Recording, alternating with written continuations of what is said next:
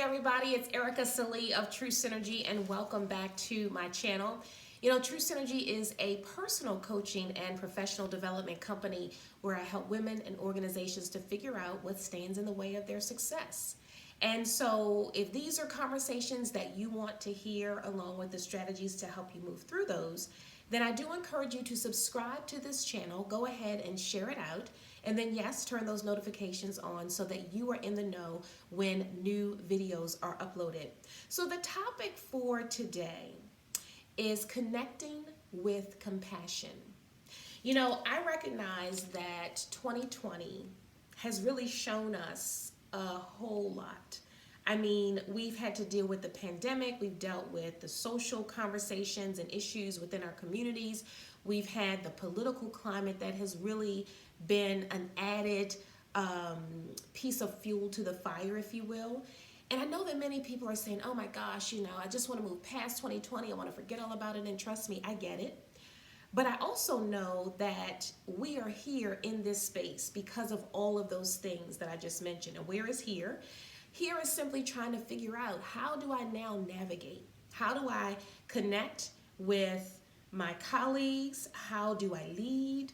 How do I show up? And what are the things that I need to learn and understand about these things that are happening in our space so that I can relate to those within my organization? How do I figure out what the new normal looks like? I've said this multiple times, and I want to say it again here, that I've heard often said, I want to get back to normal. I just want to get back to normal. And I've said in response to that maybe normal is different. Maybe normal should be different, and it's new. And we need to figure out how to create the new normal so that we can connect with each other in a much better way. And so I started thinking about this connecting with compassion. And one of the things that I wanted to do was to really figure out, we talk about compassion. The question might be, well, what is empathy versus compassion? And, is it the same thing? And so I wanted to be very clear and distinguish what the difference between empathy and compassion really is, so that we know when we talk about connecting with compassion that it's really something different. So I went to Merriam-Webster. That's my go-to to figure out, I want to make sure that we're clear on the definition of words that, we think we know, but sometimes we may be missing it. So according to Merriam-Webster, empathy means understanding and being aware of.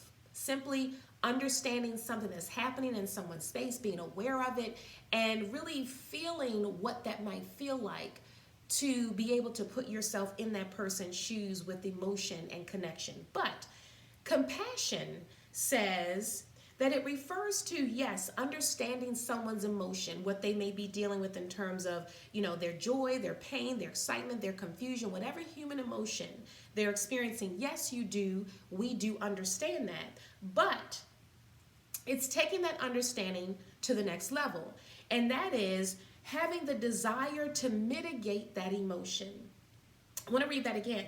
So compassion refers to the understanding of someone's emotion, but it's to then have the desire to mitigate that emotion. So when I thought about that, mitigation to me is action, right? Mitigation says if I am understanding something, then I'm trying to mitigate it by a specific action. So that means empathy is just the knowing. Compassion says, because I know, here's what I'm going to do. Okay, so hopefully that makes a clear distinction. So how do you actually then connect with your staff, with your team, with compassion? So the first thing I wanted to mention, and this is something that I think is really big, and it is big, literally, but it's big to grab a hold of and to really take it and understand it. And the first thing is to minimize the autopilot culture. I just want to say that again. Minimize the autopilot culture. This is why it's big. It's big because this is something that I think no matter what industry you're in has been a part of who we are, just because of the culture that we live in, and especially now when we want things quicker, sooner, faster. There's always the next thing. There's the next one. There's this moving. There's that going here, there, and everywhere. And so autopilot says that we are constantly moving, that our brains are triggered to understand that we have to deliver, that we have a client, that we have, no wiggle room, that there's a deadline, we've got deliverables to meet, we've got a meeting to attend, we've got 2 meetings to attend at the same time, we've got to listen in one, participate in the other. It's autopilot. And we get so used to doing it that it just becomes a part of how we do business. Now, when you think about that, autopilot means constantly moving. But I just want to say this, that our minds and our bodies are really not designed to constantly be moving. And so how do you then figure out how to minimize this autopilot culture that we've created? That's the big part. We've created it. We've been doing it for a really long time. And for some, it's like, oh my gosh, we'll never get out of this. But it's also big because we need to hear that it's really not the best way to operate, especially when the human resource is at stake. Okay? So let's use this as an example when we figure out, well, how do I move away from this autopilot culture?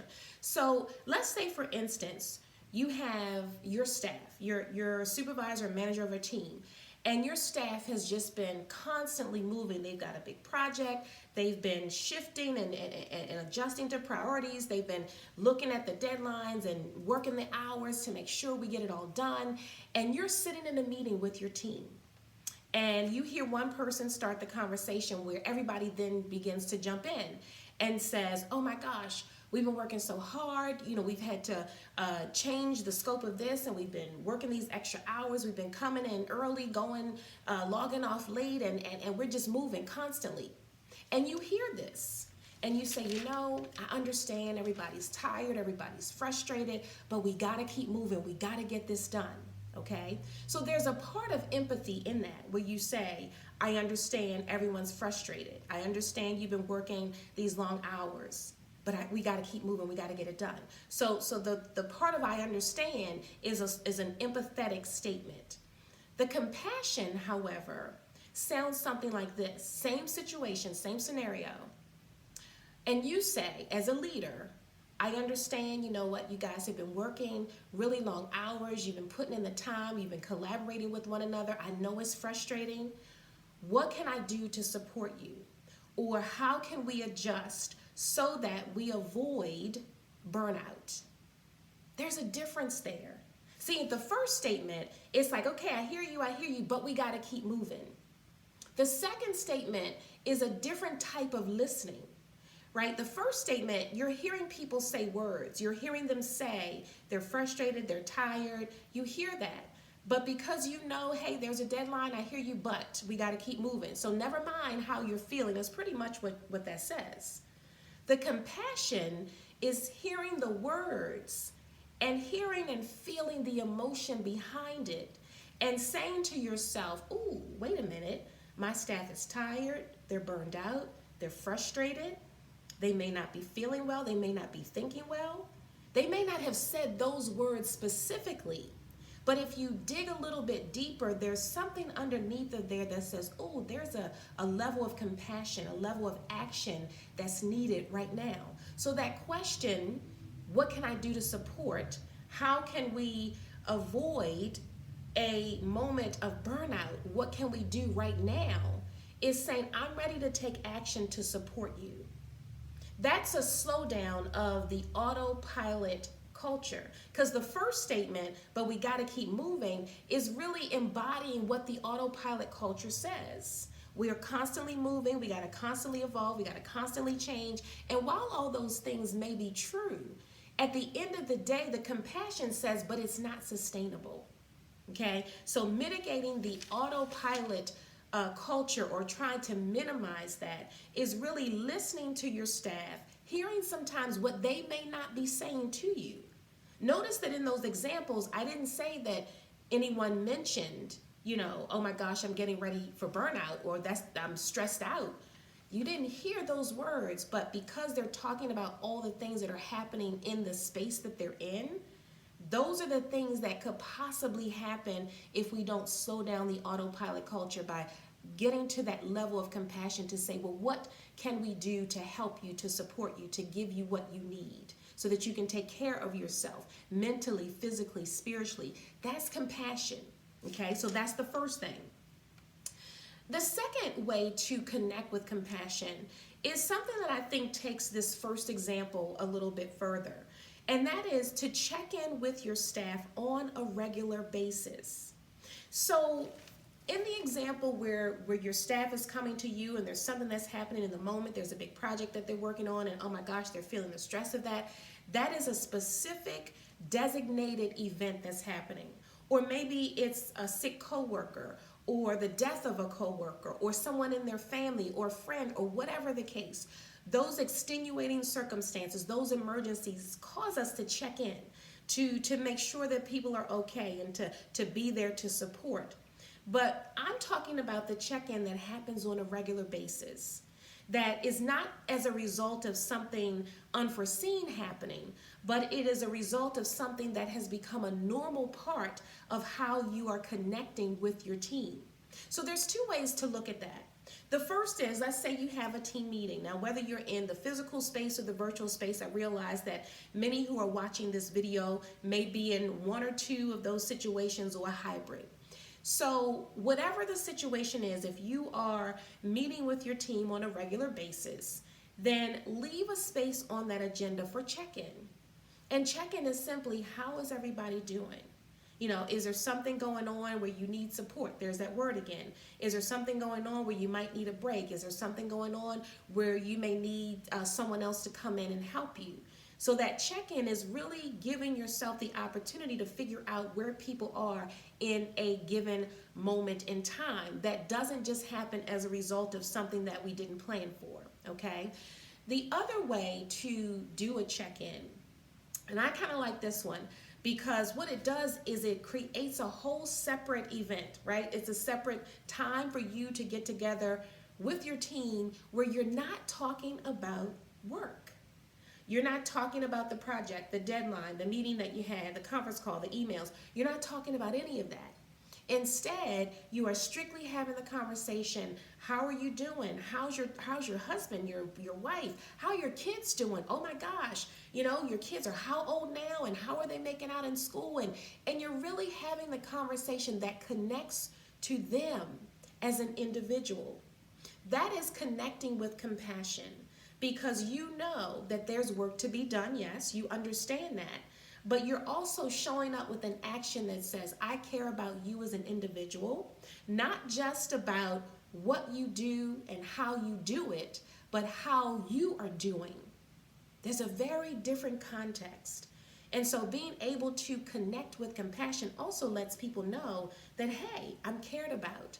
I'm cared about for more than what I bring to the table, but I'm cared about because I'm at the table as a human. So I wanted to also share this because, you know, I was thinking about this whole conversation about being in the workplace with this level of intelligence that goes beyond the book knowledge or the experience. It really is emotional intelligence. So I had to pull out one of my books from my days back at University of Baltimore when I was in the master's program for negotiation and conflict management. This book is actually called The Emotionally Intelligent Workplace. And I went back to, this is chapter 11, and there's something really important that I wanted to bring to this conversation, which kind of blends this compassion conversation really well. So emotional intelligence, according to Kathy Cram and Carrie Chernis, who it looks like they're contributors to the book. So emotional intelligence is essential to effective individual and organizational performance. Technical and cognitive learning, yes, all of that is important, but it is said here in the chapter that they are not sufficient. That self-awareness, self-motivation, flexibility, and integrity, as well as interpersonal skills such as negotiation, listening, empathy, conflict management, and collaboration are critical ingredients for high-performance workplaces. And then it goes on to say, and I highlighted this, that how individuals can develop essential personal and social competencies through their relationships at work is very, very important. And that's what this chapter continues to go on to explore. So I'm sharing this because many times part of the culture that we've built is that we're only focused on the technical and cognitive skills of our workforce. And at the end of the day, those things are absolutely essential. But the piece that we don't often talk about is the ability to have that self awareness, to be able to hear your staff say something and maybe hear what they're not saying, and then be able to respond to that with a compassionate action that says, oh, wait a minute, I think this is what I heard, so let me mitigate that. Let me follow up. Maybe it's a one-off meeting with someone who expressed something in that conversation, and you want to be able to connect with compassion to let the person know, hey, I heard you. I just want to make sure you're okay. Is there something more that we need to discuss? Is there something more that I need to know about what you're experiencing or how you're feeling? You know, those things go a long way when it comes to how people show up in the workplace. When they feel like they're cared about, then yes, they're going to want to be able to deliver for you that much more. But we also have to remind them not to deliver at the expense of their own personal health and well-being. I know that's a conversation that probably makes many organizations nervous, unsure, because we've been on the autopilot culture for a really long time. But when we think about creating a new normal, connecting with compassion, leading with empathy that moves into compassion is also crucial and essential at this appointed time. There's so much more in the conversation, so we'll have to catch it the next time. But if you're saying to yourself, you know, I could use a little bit more for my team, or my organization is trying to figure out how do we move the needle now that we are where we are, and you're not really sure how to do that, or you're trying to navigate through this space that we're in, and you have questions about that, then I do encourage you to reach out to me at truesynergy.org. There is an option for you to contact me. We can have a 30 to 45-minute conversation about what's happening in your organization and then what I can do to support you. And so if that is you, then yes, I do encourage you to go ahead and do that. And then of course, if these are conversations that you want to hear more of, then yes, please do share this channel out with your colleagues. And I look forward to seeing you back again real soon. Until I do, take care and be well.